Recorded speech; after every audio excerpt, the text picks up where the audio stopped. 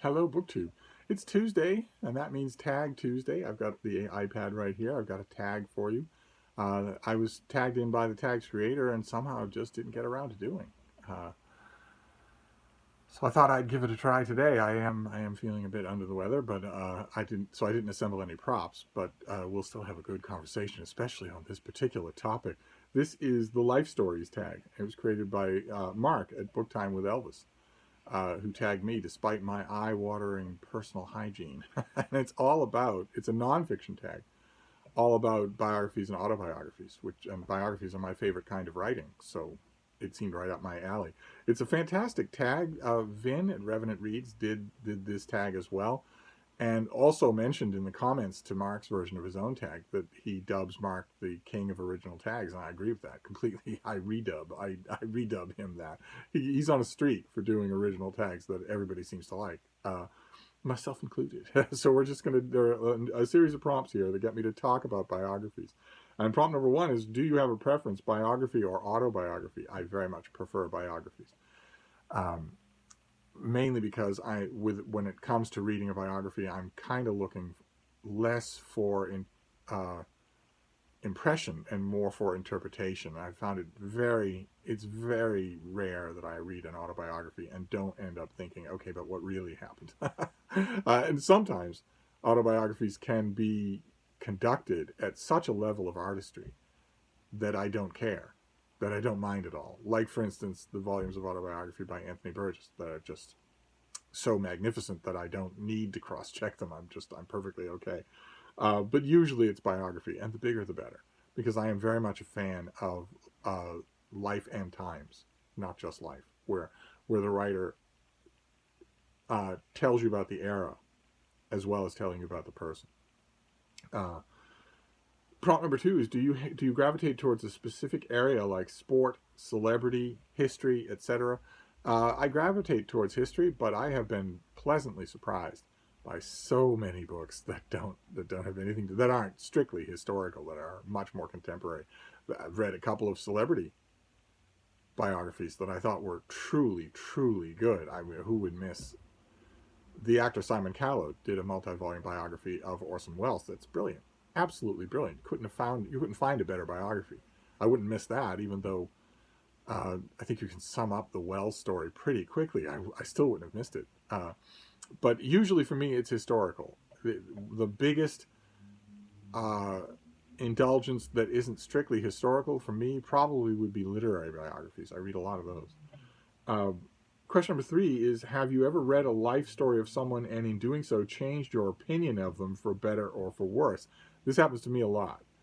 It happens a lot. The one that I always go to is by David Teems. It's called Majesty, only it's spelled Majestie, and it's about King James, who I had routinely written off as a slobbering moron. And I thought Teems did a great job of just taking all of those preconceived ideas and just shaking them up a lot. Is this true? Why do we know this? Why do we think this?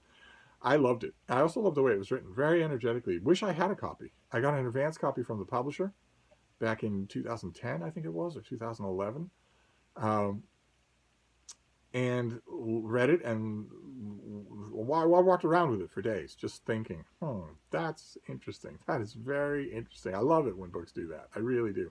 I don't go in like a little lamb, just willing to believe anything they tell me. I go in with what I believe and what I know is true, and then I wait for the author to do their magic, and so few biographers do. So few of them are willing to take a chance, I think probably because a lot of them are terrified of being pilloried by their peers. But one way or another, uh, I waited, as I complacently do. I waited for the finished copy from the publisher. I never got it. I waited for the paperback from the publisher. I never got it. I don't even know if there was one. I waited to see it at the Great Remainder section of the Harvard Bookstore across the river in Cambridge. Never saw it.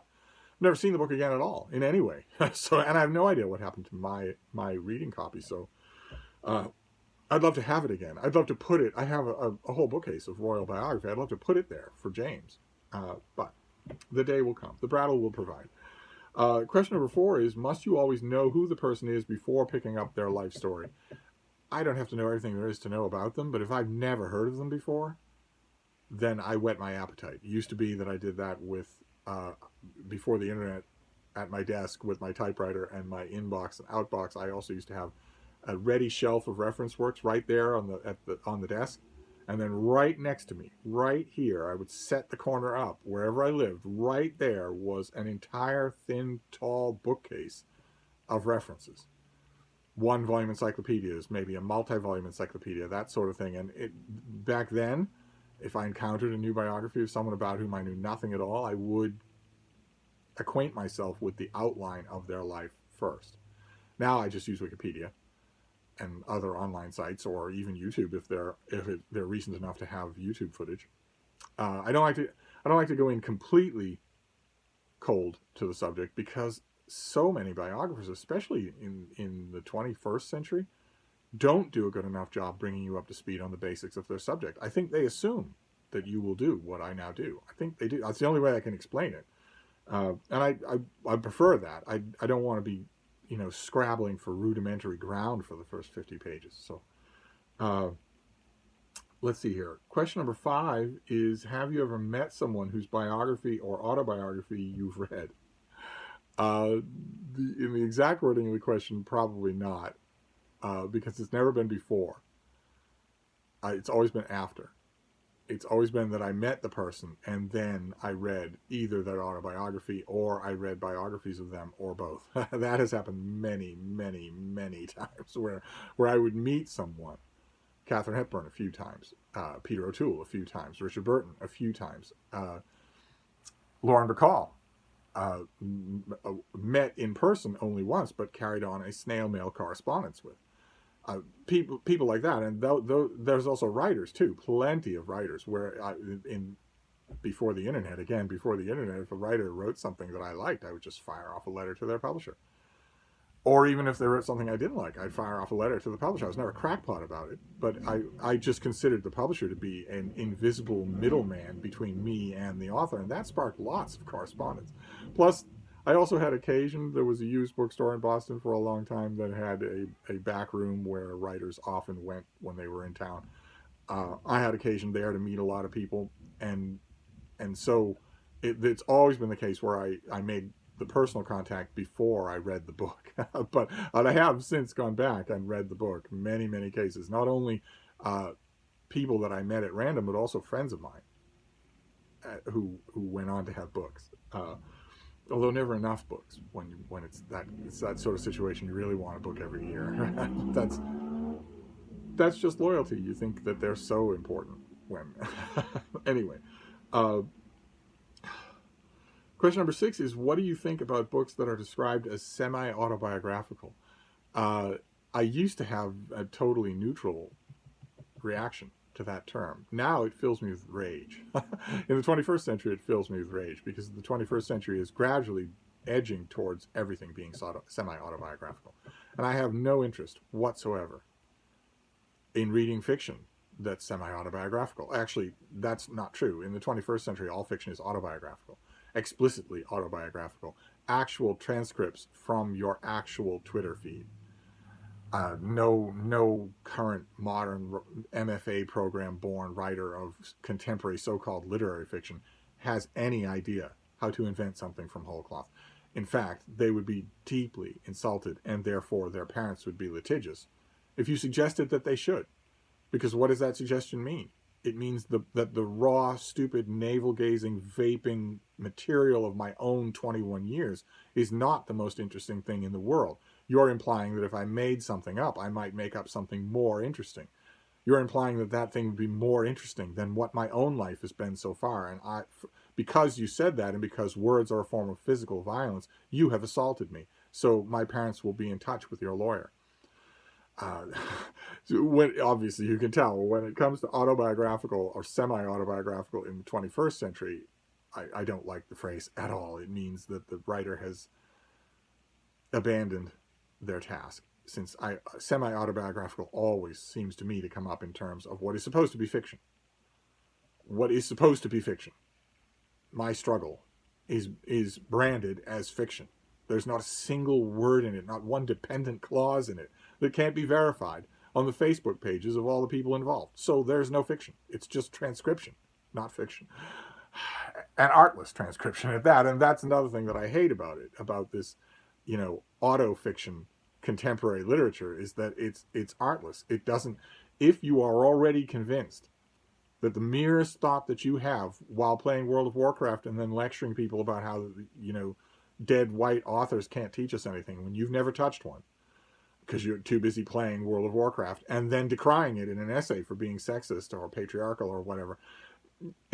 If you come to the task of writing your 120-page novel already convinced that every single little thought that crosses your mind is perfectly profound, the most amazing thing, witty thing, self-deprecating, fake, self-deprecating thing that anyone has ever had in their head, then why would you change it? Why would you embroider? Why would you invent? I did warn you, didn't I? All right, let's just move on. Question number 7 is, give an example of a life story that really surprised you. There are many. There are many, many examples. For instance, I tell on this channel all the time the story of Stacy Schiff's biography of Cleopatra. When I saw it announced, I thought, oh, come on. This is just a cash grab. I mean, Cleopatra has had 1,000 biographies, and there's not that much to know. There's no way that you can come up with anything interesting to say on the subject. Michael Grant did one 35 years ago that still stands just fine. Why would you bother?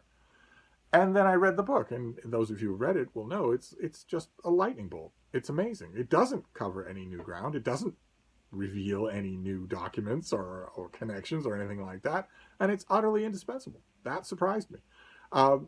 Also, going back a little bit further, I think I and everyone else in the literary world, in the biography world, in the nonfiction reading world, was surprised by Dutch. Edmund Morris's authorized biography of Ronald Reagan. Everybody knew, especially in Washington, everybody knew that Morris had been given huge amounts of access, that he was in all sorts of meetings, that he was constantly shadowing the president in the White House, at Camp David, wherever. And people just assumed, he had been given this plum job, the official biography of Ronald Reagan, who even his detractors agreed was an epical figure, someone who later historians would be talking about. And then he produced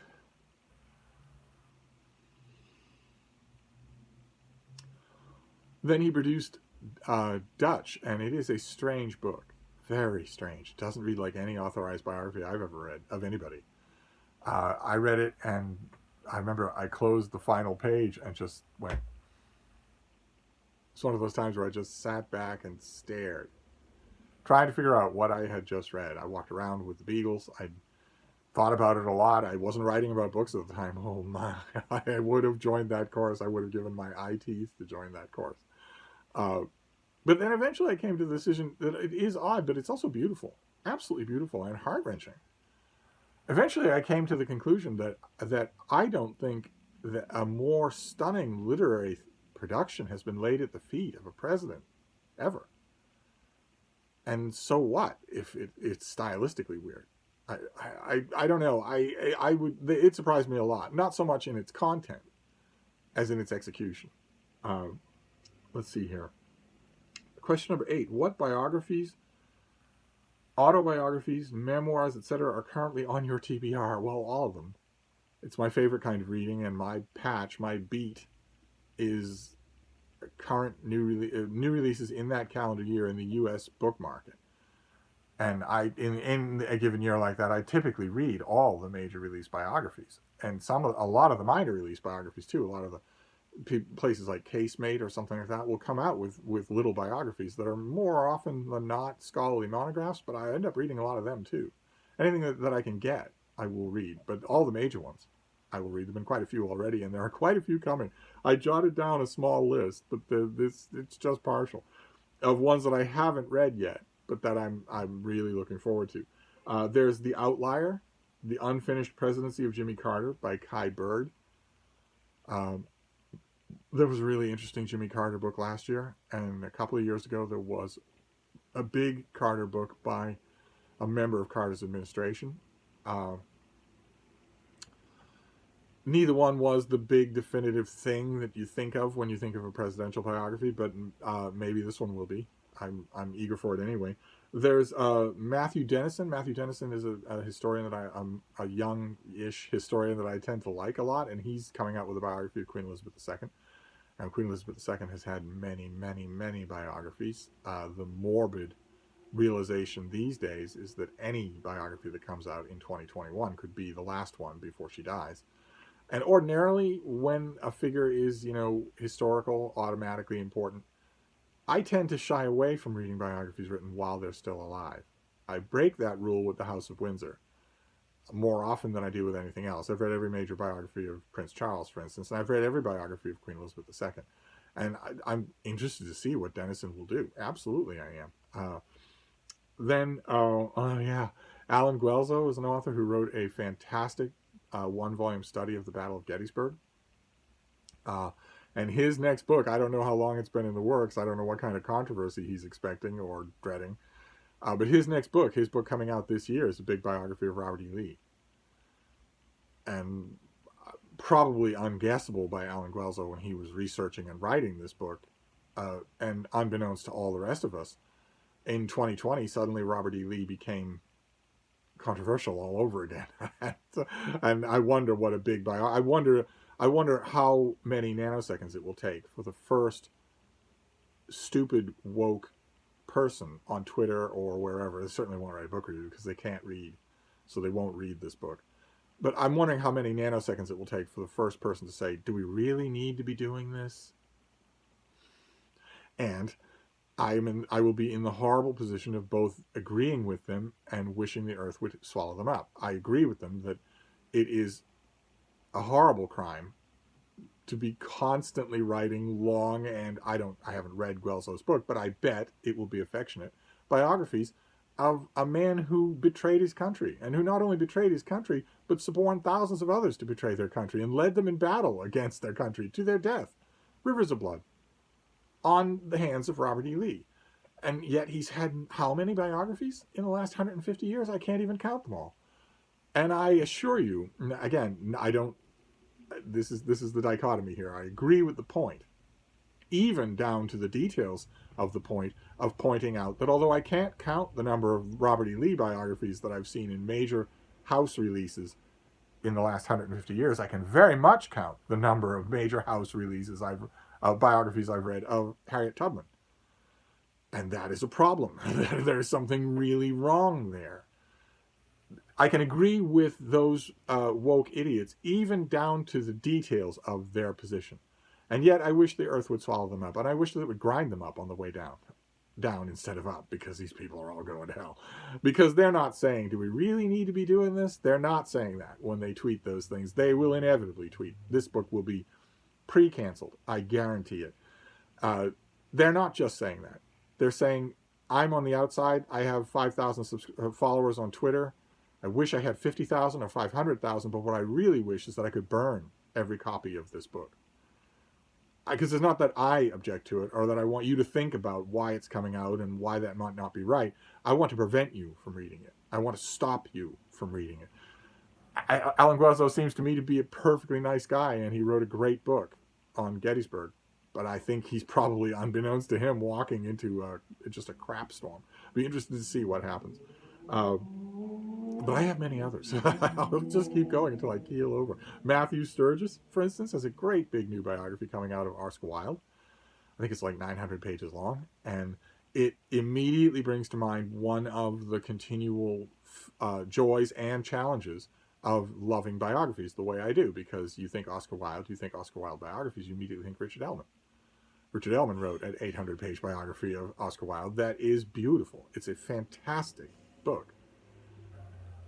And you see this, another book, same length, another talented author, you think, okay, but you think the same thoughts I had about Cleopatra. You think, okay, but hasn't this been done? Don't we now have an Oscar Wilde biography? As crazy a thought as that is what I tend to think, even now.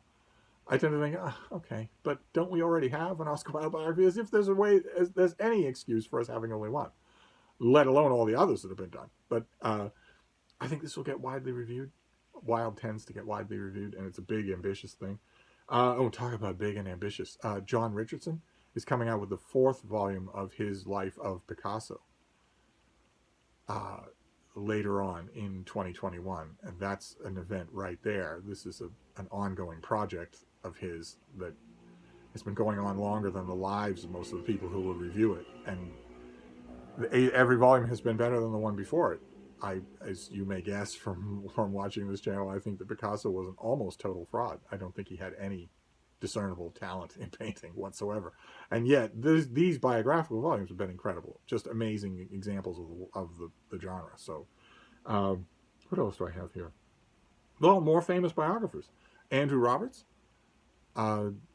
just a little while ago, did a gigantic biography of Napoleon, in which he said that Napoleon was the greatest thing since sliced cheese.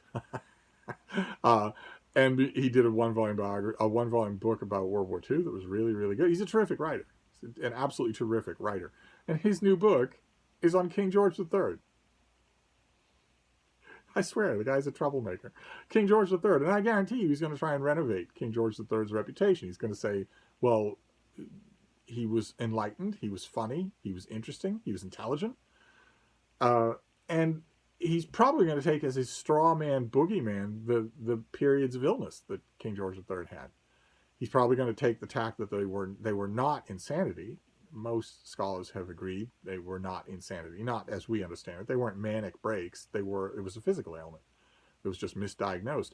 But he's probably also going to take the tack that King George III handled the American Revolution just fine. That isn't true. I will be arguing with the book, but again, I think it's a rock solid certainty that it gets reviewed everywhere. And then one more. We'll only do one more for this. And that's Claire Tomlin. A lot of you know Claire Tomlin as a biographer. She's just terrific. Just amazingly good. And her new book coming out this year is on H.G. Wells.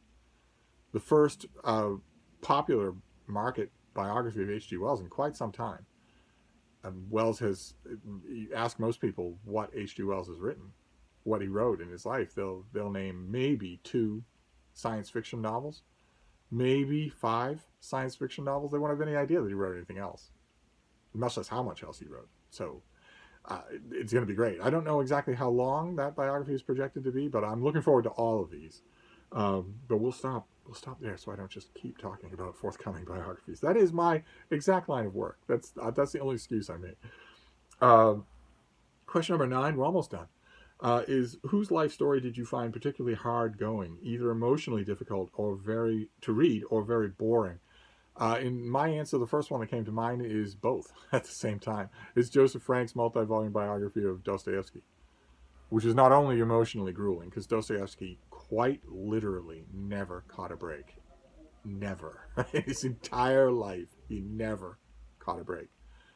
But also because Frank he's brilliant in amassing the facts and digging through the archives and whatnot, but boy, oh boy, he stretches out the material way too much, which results in vast deserts of minutiae that are not enlivened by any kind of narrative zeal. And that's deadly. In a life like Dostoevsky's, that's extra deadly. So that would be my answer, would be the Joseph Frank Dostoevsky series. I don't even remember how many books it is. I was just forcing myself through them on crackers and warm water. Question number 10 is there anyone you know personally you feel should have their life story written down? Yes. There are 2 people who I firmly believe, I've mentioned to both of them many times, that this should happen. Don't think it's gonna. But of course, my memory here is bittersweet because the person isn't still alive. They just died recently. The historian Douglas Shantucci, in his old age, became a friend of mine and did some amazing original writing for Open Letters Monthly, the online literary journal where I was the managing editor. It's led to a great deal of editorial back and forth between me and Douglas. It led to a great many wonderful lunches where we talked about his pieces and about a whole bunch of other stuff. But Douglas was, the euphemistic word is difficult. He was difficult. And there's nothing wrong with that. In one way or another, we all are. He was especially difficult. He was what I think a bad writer might call a querulous old man. And at one point, we had a tiff about an editorial detail. And The fact that I'm having trouble remembering what it is only underscores my shame in the matter, which is that I let it get to me. When that whole time that he was writing pieces for Open Letters Monthly, and we were talking and we were thinking about having those lunches and thinking about all those things, that whole time should have been better spent with me working with him on a book about himself. Either an authorized biography that I write or an authorized autobiography that we write together. We should have been doing that. Douglas led a remarkable life. Wrote absolutely definitive works of biography and Boston history, and did so while being both a card-carrying and proud member of several disadvantaged minority groups at the same time. His story was more interesting even than the stories that he was writing for Open Letters Monthly. I should have seen that. And I should have worked. I should have persevered through the difficultness and got that book done. I was in a perfect position to help it, either one of those books, whatever one we ended up doing. I was in a perfect position to get those books done. And no one ever will be again because Douglas is gone. And I kick myself about that. That was me letting posterity down. I was in a perfect position to make that happen. And I pride myself on having the instincts to know when such a thing needs to happen. And yet I was so caught up in the day-to-day work of Open Letters Monthly that it just, the thought came and then went, came and then went. When it should have come to me on the first day and stayed there as my primary thought. And it didn't. So if there ever is a biography of Douglas Shantucci, it won't be anything like what it could have been, because it won't have interviews. But anyway. Question number 11 is, have you read any diaries or collections of letters? And if so, do you find, which ones do you find interesting? I realize that Mark is, like everyone else, disgusted by my personal hygiene, by my BO. But to even ask if I've ever read any letter collections, beyond the pale. But anyway, question number 12 is the one we finish up on, and that is, what are a few life story books you would recommend to us to read? I could recommend 200 easily, but I wrote a list of a few, and I'm not up to 200, so I'm just going to read the ones that I have here. The first one would be Walter Isaacson's biography of Steve Jobs, which, again, would count as a surprise. I knew that Steve Jobs was a soulless being and an inveterate liar. And I knew that Walter Isaacson was writing a biography of him, an official biography of him, an authorized biography of him. And I thought, the combination, your subject is not only an inveterate liar, but also a psychologically unbalanced control freak. So whatever book you come up with is going to be worthless, even if you're as talented a writer as Walter Isaacson. But his biography of Steve Jobs was terrific. Absolutely terrific. Totally surprised me.